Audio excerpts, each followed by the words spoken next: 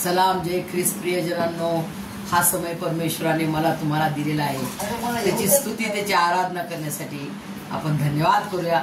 त्याची स्तुती त्याची आराधना करूया. मेन मला आज सांगायचं होतं, हे जे YouTube मध्ये मी लास्ट टाइम घेतलेलं आहे प्रियजनांनो, की मी तुला तुझ्या नावाने हाक मारली आहे. मी तुला तुझ्या नावाने हाक मारली आहे, तू माझा आहेस. प्रियजनांनो, जेव्हा आपल्याला कोणता अधिकारी, जेव्हा आपल्याला कोणती टीचर म्हणते, कोणती प्रिन्सिपल आपल्याला म्हणते, अरे ही मुलगी चांगली आहे, हा स्टुडंट चांगला आहे, ही स्टुडंट चांगली आहे आणि मी हिला लाईक करतो, ही किती छान आहे. प्रियजनांनो, तेव्हा कसं वाटतं आपल्याला, अरे बापरे हा व्यक्ती किती चांगला आहे. अरे मग तिकडे जाऊ दे ना.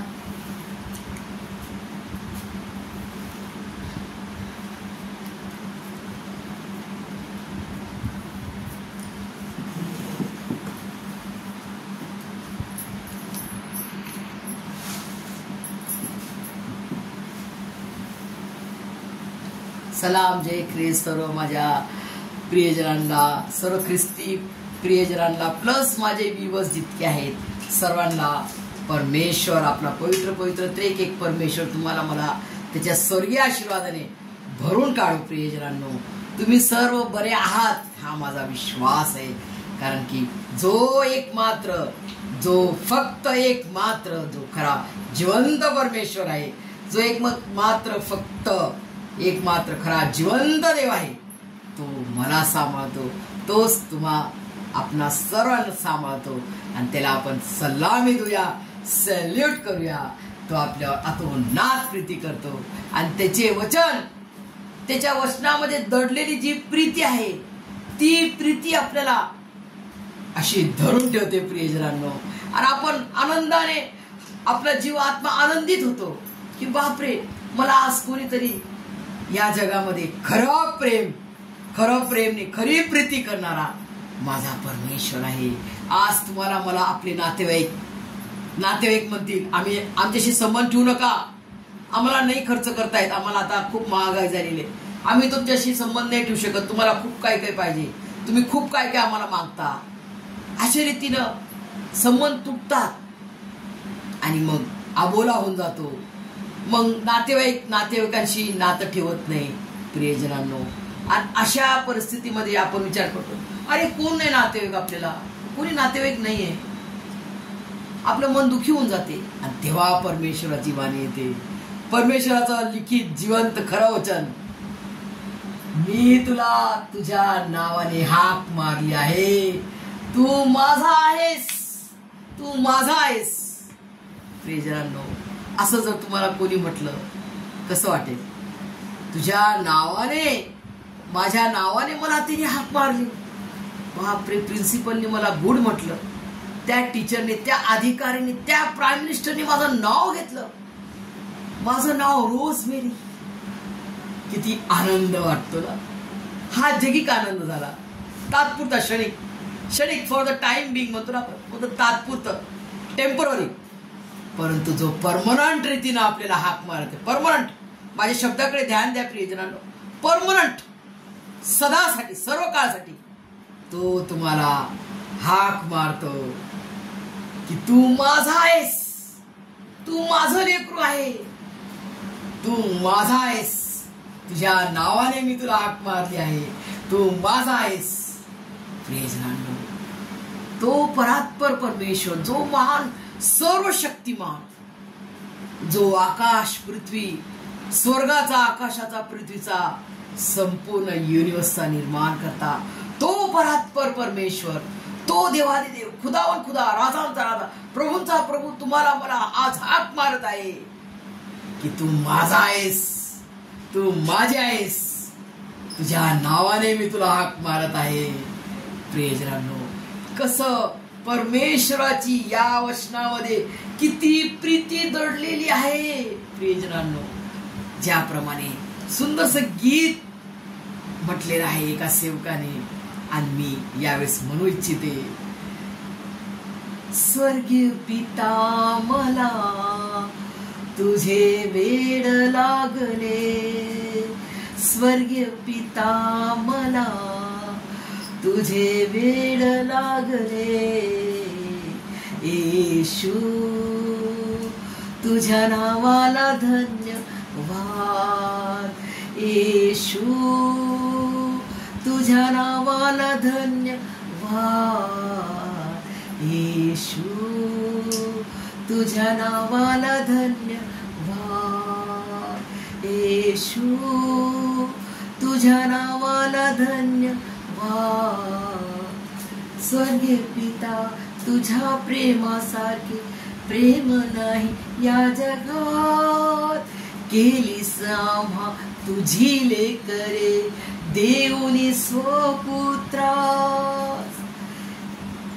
तुझ्या पवित्र प्रेमात हरवूनी मी गेलो तुझ्या पवित्र प्रेमात हरवूनी मी गेलो स्वर्गीय पिता मला तुझे वेड लागले स्वर्गीय पिता मला तुझे वेड लागले येशू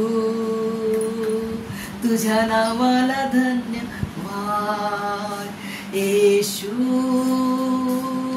तुझ्या नावाला धन्यवाद येशू तुम्ही क्रूसावरी जीवन अर्पिले पापाची क्षमा करून आम्हा सर्वास तारण दिले येशू तुम्ही क्रूसावरी जीवन अर्पिले पापाची क्षमा करून आम्हा सर्वास तारण दिले हाती पायी खिळे पाठीवरी फटके येशू ख्रिस्ता मला तुझे वेड लागले येशू ख्रिस्ता मला तुझे वेड लागले येशू तुझ्या नावाला धन्यवाद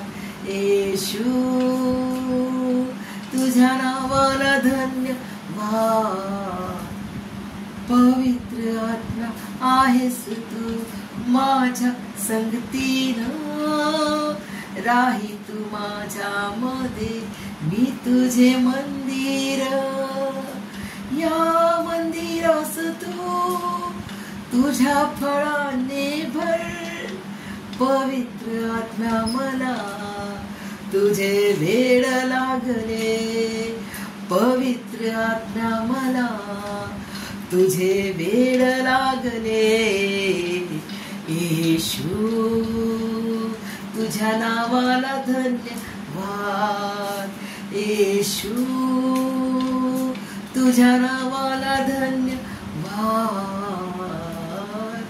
यस आपला परमेश्वर यस आहे आपला परमेश्वर देना बँक आहे तुम्ही म्हणता अरे काय काय बोलता रोज मेरी सिस्टर यस प्रियजनांनो तो आपला देना बँक आहे प्रियजनांनो हा अनुभव मी घेतला आणि मी छाती ठोक ठोकपणे म्हणते प्रियजनांनो तुम्हाला आणि मला तो शक्ती देतो फर्स्ट है ना फर्स्ट काम करायला आपल्याला तो शक्ती देतो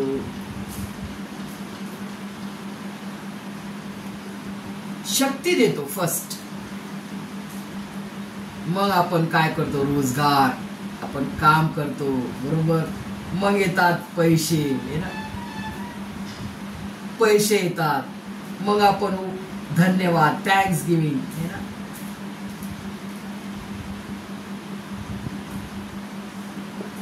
थँक्स गिविंग करतो ऑफरिंग टाकतो आणि आपण कधी कधी विचार करतो अरे मी देवा मला देताना उपकारस्तुती करताना अरे मी तर खूप द्यायला लागलो अरे माझा पगार कमी होत चालला असे आपण विचार करतो आपण मनुष्य प्राणी म्हणून आपण द्यायला लागलो तेव्हा कुरकुर करतो प्रभू येशूचं जेव्हा प्रभू येशू मसीनं त्या मंदिरामध्ये दान उपकारस्तुती टाकताना पाहिले आणि कोणाचा दान सर्वात जास्त म्हटलं प्रियजनांनो सांगा बरं. सर्व म्हणतील यस. त्या विधवेच्या 2 टोळ्या एवढ्या एवढ्या पुटल्या भरून आणलेल्या त्या शास्त्री पुरुषी लोकांनी जे टाकलं, याजक लोकांनी टाकले, एवढं धन, एवढी उपकार सुद्धा टाकली, त्यांच्याकडे एवढं होतं, त्यांनी त्यातून एवढं टाकलं. परंतु ही जी विधवा होती, हिच्याकडे फक्त आणि फक्त 2 टोळ्या, 2 कॉइन्स, 2 टोळ्या, 2 कॉइन्स. म्हणजे आपण विचार करू, त्या जमान्यात ते 2 रुपये होते तिच्याजवळ ना. आजच्या जमान्यात आपण 2 रुपीज म्हणूया. ते 2 रुपीज, ते 2 कॉइन, ते 2 टोळ्या तिनं असा विचार नाही केला मला आता रात्री काय खायचंय, इथून मी चर्चहून सुटल्यावर मी काय खाईन, मंदिरातून सुटून मी काय खाणार, मी रात्री काय खाणार. ती विधवा आहे, तिच्याकडे नवरा नाही, शायद तिच्याकडे लेकरूही नसेल, कारण ती एकटी आली होती चर्चला ना. तर ती विधवा, तिच्याकडे नवरा नाही, तिच्याकडे लेकरू नाही, ती काय खाणार, ती काय खाणार, काय सोय नाही. परंतु विश्वास, माझा परमेश्वर मला देईल, माझा परमेश्वर मला पाहून देईल. तिने जे आहे, जे नव्हतं, जे आहे नव्हतं, जे आहे आणि जे नाहीये ते सुद्धा, जे काही तिच्याकडे होतं, ते 2 टोळ्या तिने इमानदारीनं परमेश्वराच्या उपकार स्तुतीच्या भांडारात तिनं टाकलं. ही आहे खरी उपकार स्तुती प्रियजनांनो, खरोखर. आणि म्हणून प्रभू येशू मसीह म्हणतात की त्या विधवेने सर्वात अधिक टाकले आहे, सर्वात अधिक टाकलेले आहे.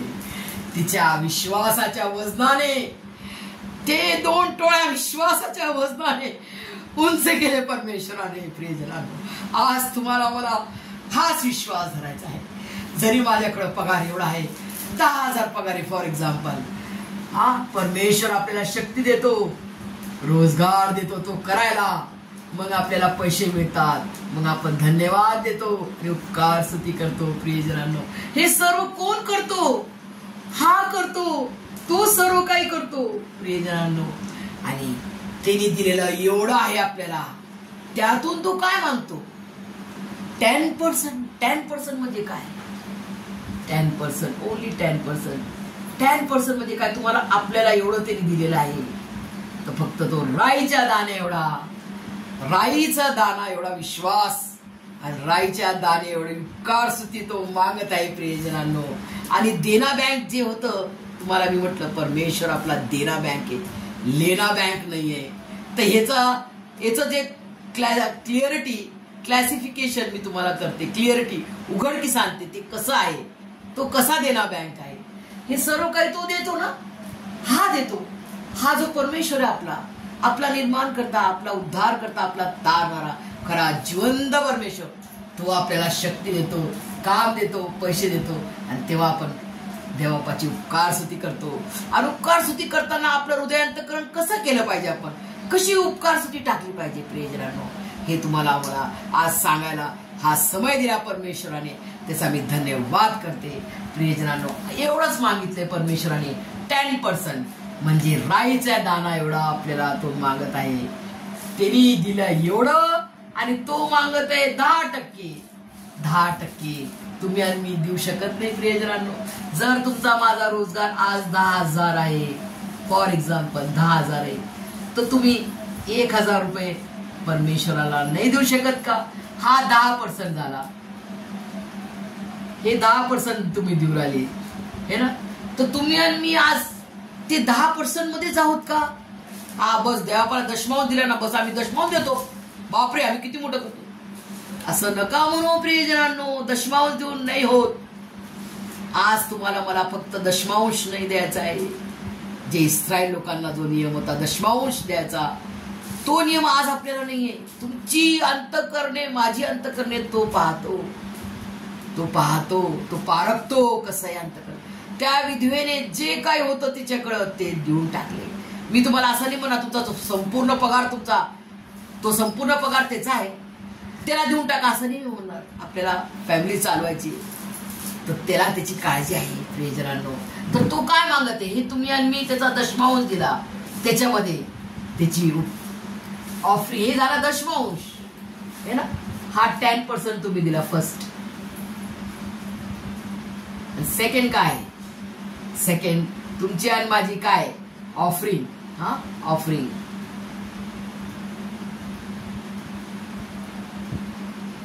तुम्ही काय अर्पण करता परमेश्वराला, हे तर तुमचं 10% झालं.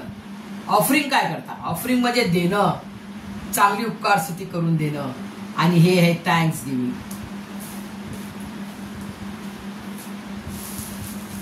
थँक्स गिव्हिंग मध्ये काय देणार तुम्ही? ही काय? उपकार स्तुती. देवापाला उपकार मानणे. हाबेलाने कशी उपकार स्तुती केली की त्याचं उपकार स्तुतीचं दान परमेश्वराने कबूल केले, है ना. आणि विधवेचे 2 टोळ्या परमेश्वराने कबूल केले आणि तिने सर्वात जास्त टाकले. म्हटले त्याच्यामध्ये काय वजन होतं प्रियजन? त्या 2 टोळ्यामध्ये काय वजन होतं? विश्वास. आणि हाबेलाने काय काय काय पाहिलं? त्याची शेती होती ना, शेती होती. त्यातला उत्तम कोणता भाग आहे? उत्तम त्यांनी परमेश्वराला, उत्तम त्यांनी काय द्यायचं? उत्तम कोणता आहे? जे प्रथम फळ आहे, प्रथम जे उगलेलं आहे ना चांगलं. तसं आपलं जीवन बनवतो आपण. वरचा जो भात असतो एकदम चांगला असतो ना, तो आपण सेवकांना देतो, आपल्या आईवडिलांना, लेकरांना देतो. आणि खालचं जे असते ते आपण खाऊन घेतो लास्टला, हे ना, आपण वाढताना जेव्हा. प्रियजनांनो, परमेश्वराला आपल्याला कसं द्यायचंय हे मी तुम्हाला आज शिकवत आहे, जे मी स्वतः शिकले आणि त्याचा अनुभव मी घेऊन पाहिला. प्रियजनांनो, आणि ही ऑफरिंग कशी द्यायची आपल्याला? हे 10,000 मधून आपल्याला 1,000 रुपये आपलं दशमांश झालं. दशमांश झाला, त्याच्यानंतर तुम्हाला मला द्यायची ऑफरिंग. तर त्याच्यामध्ये अधिक 200 तरी आपण देऊ शकतो ना प्रियजनांनो. आणि उपकार स्तुती थँक्स गिव्हिंग ही पण आपल्याला 200 ऍड करायची आहे. म्हणजे हे झालं, हे आपलं झालं बलिदान.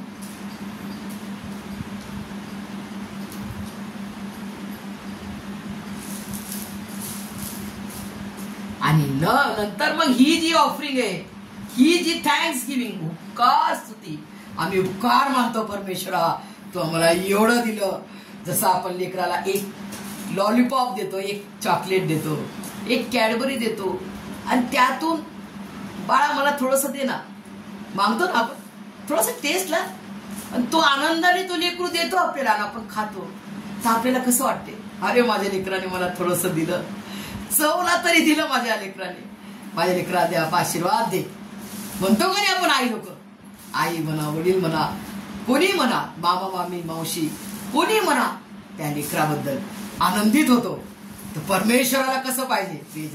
हे उदाहरण का दिलं मी? कारण हे जगिक उदाहरणाच्या द्वारे परमेश्वर आपल्याशी बोलतो. त्याच्या वचनाच्या द्वारे कशी उपकार स्तुती करायची त्याला धन्यवाद. फक्त दशमांश तुम्ही देणार आज आम्ही दशमांश देणारे ते इस्रायल लोक नाहीत.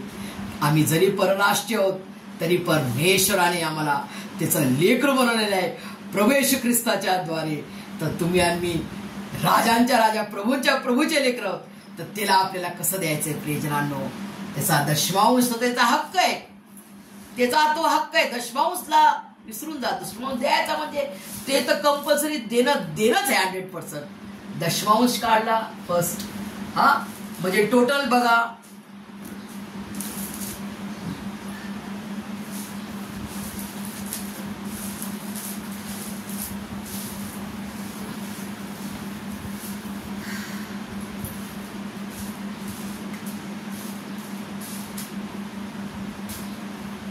हे फर्स्ट तुमचा दशमांश झाला. हा, इतकी जर तुमची सॅलरी आहे तर 10% तुमचा दशमांश झाला तर 1,000 रुपये देवापाचा दशमांश. पहिले दशमांश टाकला, त्याच्यानंतर मग तुम्ही बलिदान देऊ राहिले 200 रुपीज, आणि तुमची ही उपकार स्तुती, आणि ती पण तुम्ही 200 रुपीज. म्हणजे टोटल किती पाहिजे तुमची ऑफरिंग किती पाहिजे प्रियजनांनो? तुमची ऑफरिंग एवढी पाहिजे. मग तुम्ही मग ट्रॅव्हलिंगला काय करायचं? ट्रॅव्हलिंगला तुमच्याकडून तुम्ही टाका, 500 रुपये ट्रॅव्हलिंगला ठेवा. हा, कुठे राहता, कुठे आपण राहतो, लांब राहतो, कुठे राहतो, तुमच्या ऑफरिंग ही तुमची आहे उपकार स्तुती. याला म्हणतात खरी उपकार स्तुती प्रियजनांनो. आणि मग तुम्ही बघा त्याची प्रचिती प्रचिती घेऊन पहा. तो म्हणतो चॅलेंज. तो आपल्याला तुम्हाला मला चॅलेंज घेऊन सांगतो, मला तुम्ही चॅलेंज घेऊन पहा की मी तुम्हाला आकाशाचे कपाट उघडून मला तुम्हाला तो आशीर्वाद देईल का नाही. त्याचं वचन आहे, आकाशाचे कपाट उघडून तो भरभरून आशीर्वाद देईल. आणि तुम्ही आणि मी म्हणसाल, अरे बापरे देवापा, आता मला एवढी तू बरकत दिली, अरे जागा नाही घरात, कुठं ठेवू एवढी बरकत. अरे संपत नाही लागलं, हे तेल संपायला लागलं, हे पीठ नाही संपायला लागलं, एवढी बरकत परमेश्वर देईल. प्रियजनांनो, याचा मी अनुभव घेऊन पाहिला, म्हणून मी छाती ठोक ठोकपणे म्हणते, परमेश्वराचा अनुभव घेऊन पहा. तो किती चांगला आहे आणि तो खूप आणि खूप चांगला आहे. याचा अनुभव मी घेऊन पाहिला. परमेश्वर तुम्हाला हे सर्व समजण्यास आणि खरी उपकार स्तुती करण्यास तुम्हाला तो त्याचा हृदय अंतःकरणाने भरून काढो आणि सर्वांना त्याच्या आकाशाचे कपाट उघडून भरभरून आशीर्वाद देऊ. आमेन.